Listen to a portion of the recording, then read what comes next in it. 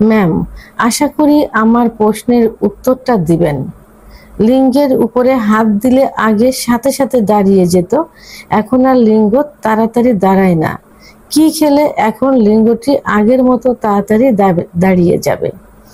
ধন্যবাদ ভাইয়া সুন্দর একটা কমেন্ট করার জন্য। রমজানুল মোবারক। দেশের এবং প্রবাসের ভাই বোনদের প্রতি সালাম।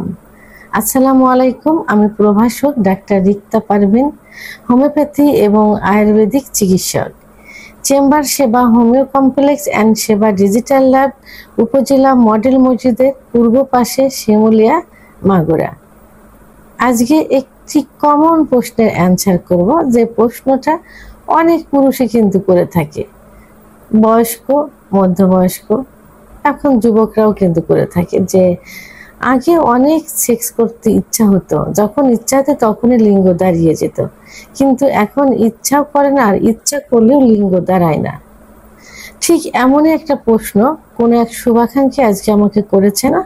ওনার কমেন্টের সারমর্ম হলো যে ওনার মানে লিঙ্গে হাত দিলে, অর্থাৎ ইচ্ছা হলে অথবা যে কোনো কারণে লিঙ্গ স্পর্শ করলে ওনার লিঙ্গ দাঁড়িয়ে যেত, কিন্তু এখন দাঁড়াচ্ছে না। এর জন্য উনি কি করতে পারে? তো এখন যখন এই ইচ্ছা শক্তিটা প্রগাঢ় হবে, যৌন চাহিদাটা যখন প্রগাঢ় হবে, তখনই কিন্তু টোটাল বডিতে রক্ত চলাচল করবে, বিশেষ করে হার্টের থেকে লিঙ্গের ভিতর রক্ত চলাচল বেশি করবে, তখন লিঙ্গ দাঁড়িয়ে যাবে, শক্ত হবে। কিন্তু এই ইচ্ছা শক্তি যখন কমে যাবে, প্রগাঢ় না হবে, ইচ্ছা হচ্ছে কিন্তু কম, এই কম ইচ্ছা শক্তিতে কিন্তু ব্লাড সার্কুলেশনটা ওইভাবে হতে পারে না। অর্থাৎ ইচ্ছা শক্তিটা প্রগাঢ় হতে হবে, বেশি হতে হবে, উত্তেজনাটা বেশি হতে হবে। যখনই হবে তখনই রক্ত চলাচল করবে, আর তখনই কিন্তু লিঙ্গ দাঁড়িয়ে যাবে। তাহলে আপনাদের যাদের এই সমস্যা হচ্ছে, তাদের ইচ্ছা শক্তি কমে গেছে, অর্থাৎ ইচ্ছা মৃদুভাবে হলেও প্রগাঢ়ভাবে হচ্ছে না, এবং ব্লাড সার্কুলেশনটা কমে গেছে, যে কারণে আপনাদের লিঙ্গের উত্থান হচ্ছে না। এখন এই ব্লাড সার্কুলেশনটা কেন কমে যায়, ইচ্ছা শক্তিটা কেন কমে যায়? ইচ্ছা শক্তিটা আসে কিন্তু ব্রেনের থেকে, আর সেক্সুয়াল বিষয়টা কিন্তু নার্ভ এবং হরমোনের উপরে নির্ভর করবে। যখনই ব্রেনের কার্যকারী ক্ষমতা কমে যাবে, তখনই কিন্তু ইচ্ছা শক্তিটা কমে যাবে। আর বিভিন্ন কারণে দেখা গেছে লিঙ্গের যে শিরাগুলো থাকে, শিরাগুলো প্রসারিত না থেকে সংকুচিত হয়ে যায়। সেটা অতিরিক্ত হস্তমৈথুনের কারণে হতে পারে, বিছানায় ঘর্ষণ দিয়ে বীর্যপাতের কারণে হতে পারে, সমকামিতা, অতিরিক্ত স্বপ্নদোষ, অতিরিক্ত যৌন মিলনের কারণেও হতে পারে, আবার আঘাত লাগার কারণেও কিন্তু হতে পারে, যে লিঙ্গের শিরাগুলো সংকুচিত হয়ে গেছে।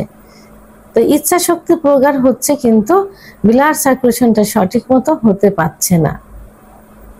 তো এখন এই সমস্যার সমাধানের জন্য প্রথমে কি করতে হবে?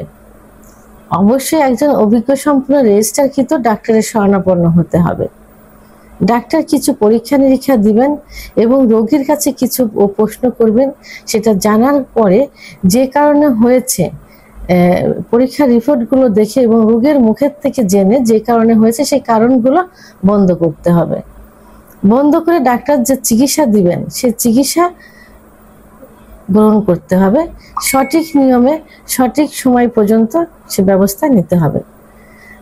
এবং পাশাপাশি কিছু খাবার, যেমন দুধ, ডিম, খেজুর, কাজু বাদাম, মধু, ঘি, এগুলো নিয়মিত খেতে হবে এবং নিয়মিত ঘুমাতে হবে। দুশ্চিন্তা বন্ধ করতে হবে, পরিমিত পরিমাণ পানি পান করতে হবে।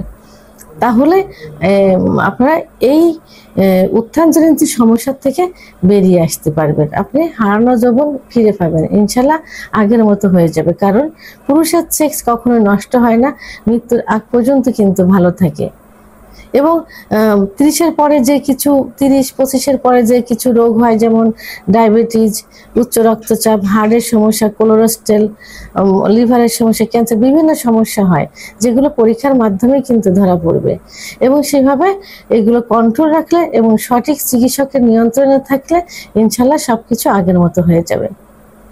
ভিডিওটি সম্পর্কে যদি কোনো মতামত থেকে থাকে অবশ্যই কমেন্টের মাধ্যমে জানাবেন। আর ভিডিওটি ভালো লাগলে লাইক, কমেন্ট, সাবস্ক্রাইব করে আমার সঙ্গে থাকুন। আল্লাহ হাফেজ।